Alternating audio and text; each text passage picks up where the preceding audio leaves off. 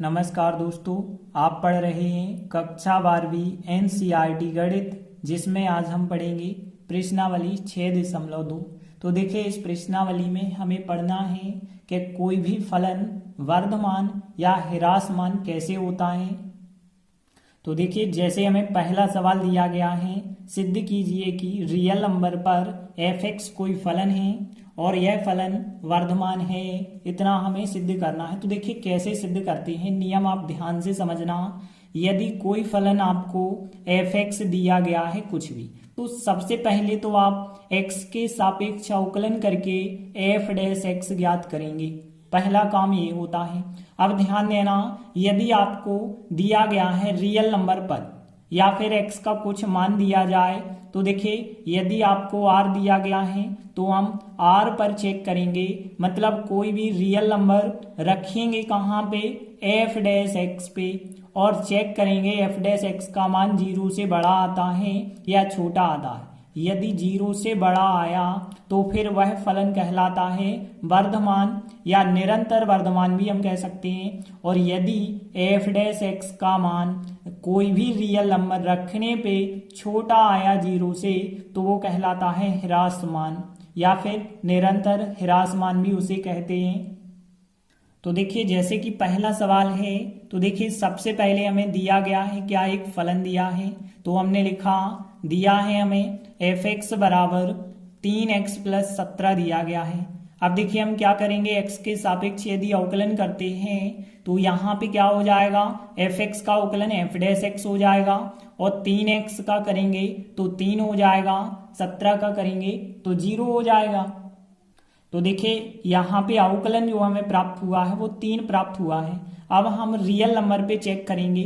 तो देखिए यहाँ पे रियल नंबर पे यदि आप चेक करते हैं तो हमने लिखा, यहाँ रियल नंबर पर f(x) का मान क्या होगा। तो देखिए यहाँ पे यदि आप चेक करेंगे, रियल नंबर मतलब धन की, ऋण की, सभी प्रकार की संख्याएं, दशमलव की, सब प्रकार की संख्याएं कहलाती हैं। यदि x का मान आप इसमें ऋण का भी रखेंगे तब भी आंसर 3 बना रहेगा, धन का भी रखेंगे तब भी आंसर 3 बना रहेगा, कोई भी दशमलव भी रखेंगे f(x) वाले में तब भी आंसर 3 ही बना रहेगा। मतलब कहने का अर्थ यह है कि कोई भी रियल नंबर यहाँ पे x के स्थान पे रख दें लेकिन आंसर 3 ही बना रहेगा। तो हम कह सकते हैं यहाँ रियल नंबर पर f(x) का मान हमेशा 3 बना रहता है, जो कि 0 से बड़ा है। तो यदि फलन का मान 0 से बड़ा हो गया है, उसके अवकलन का मान, तो हम कह सकते हैं कि अतः जो दिया गया फलन f(x) होगा वो निरंतर वर्धमान होगा।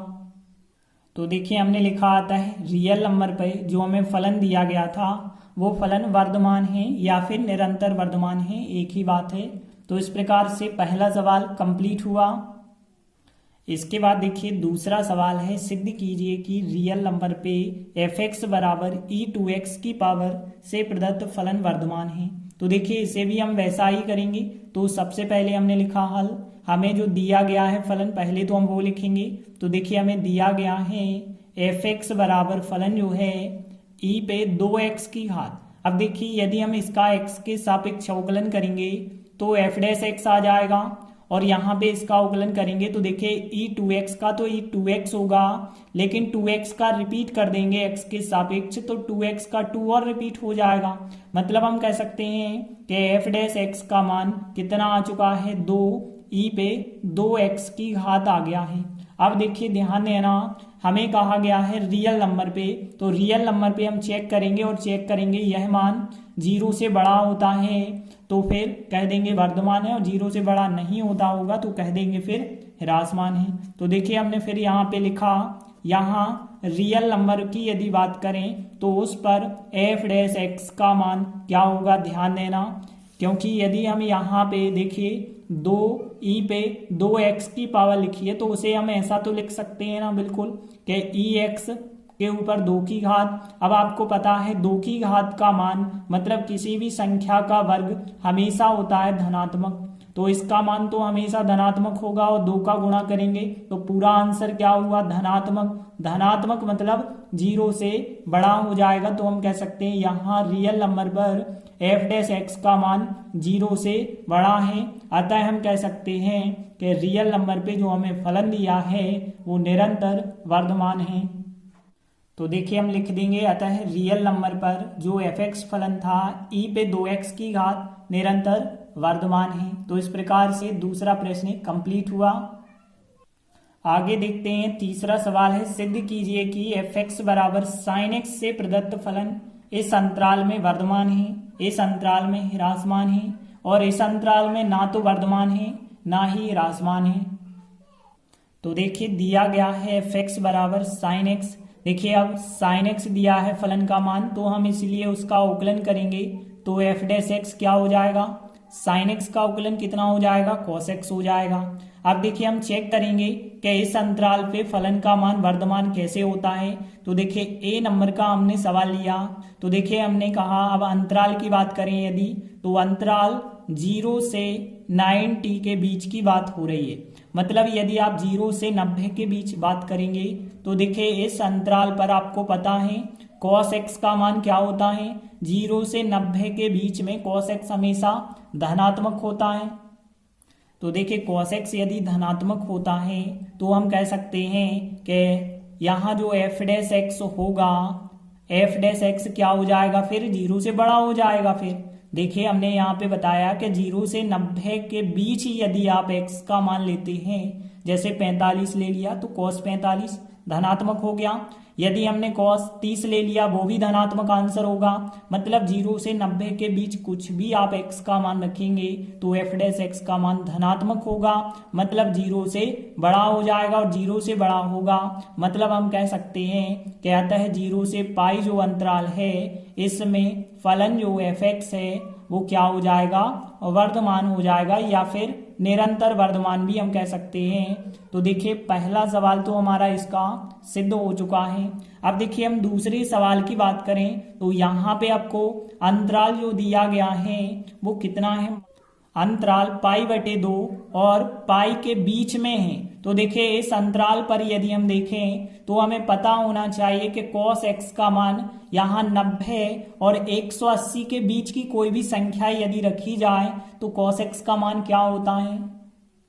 तो देखिए इसके लिए आप समझ लीजिए, क्योंकि आपने 11वीं में भी पढ़ा होगा, तो ध्यान देना यहाँ पे कौन सा मान कब होता है। 0 से यदि हम π/2 की बात करें, मतलब 90 की बात करें, और 90 से 180 की बात करें, 180 से 270 की बात करें, 270 से वापस 360 तक की बात करें, तो देखिए यहाँ पे क्या होता है। यहाँ पे आप नियम याद रखिए, ACTS याद रखिए एक शब्द। देखिए 0 से 90 तक सब धन के होते हैं। A फॉर होता है आल मतलब सब धन के होते हैं। और यदि हम बात करें 90 से 180 तक साइन धन का होता है, और साइन का अपोजिट कोसेक भी धन का होता है। लेकिन 180 से 270 तक टेन धन का होता है और टेन का कॉट भी धन का होगा। 270 से 360 तक कॉस धन का होता है और कॉस का अपोजिट सेक भी धन का होगा। तो देखिए हम बात कर रहे हैं 90 और 180 के बीच की बात कर रहे हैं, 90 और 180 के बीच की। तो यहाँ साइन तो धन का होता है लेकिन कॉस तो ऋणात्मक होगा। तो देखिए हमने लिखा इस अंतराल पर कॉस क्या होता है, ऋणात्मक होता है। और यदि कॉस ऋणात्मक होता है तो हम कह सकते हैं तो फिर एफ डैश एक्स का मान मतलब ऋणात्मक संख्या होगी, और ऋणात्मक मतलब 0 से छोटी हो जाएगी, और 0 से यदि छोटी हो जाएगी तो फलन क्या हो जाएगा, ह्रासमान हो जाएगा। तो देखिए हमने लिखा आता है 90 और 180 के बीच वाले अंतराल में फलन एफ एक्स क्या हो जाएगा, ह्रासमान हो जाएगा। इसके बाद यदि हम इसके तीसरे खंड की बात करें तो देखिए हमें कहा गया है 0 और 180 के बीच में यदि अंतराल लिया जाए तो ना तो फलन वर्धमान होगा ना ही ह्रासमान होगा। तो देखिए अब हम बात कर रहे हैं 0 से 180 के बीच वाले अंतराल की। तो देखिए इस अंतराल पर cos x का मान हमें चेक करना है, क्योंकि हमारा अवकलन क्या है cos x। तो cos x का मान हम चेक करेंगे, धन का होता है कि ऋण का। तो देखिए 0 से लगा के यदि आप 180 तक जाएंगे तो यहाँ पे 0 से 90 तक तो cos धन का मिला, लेकिन 90 से 180 तक कॉस ऋण का मिलेगा। तो देखिए हमने लिखा cos x का जो मान होगा वो धनात्मक और ऋणात्मक दोनों आ रहा है, और दोनों आ रहा है मतलब जीरो से बड़ा भी नहीं हो सकता है, जीरो से छोटा भी नहीं हो सकता है। तो हम कह सकते हैं इस अंतराल पर जो फलन होगा ना तो वर्धमान कहा जा सकता है ना ही ह्रासमान। तो देखिए हमने लिखा आता है अंतराल 0 से पाई के बीच में यदि देखें तो फलन ना तो वर्धमान है और ना ही ह्रासमान है, और यही हमें सिद्ध भी करना था। तो इस प्रकार से प्रश्न 3 भी कंप्लीट हुआ। धन्यवाद।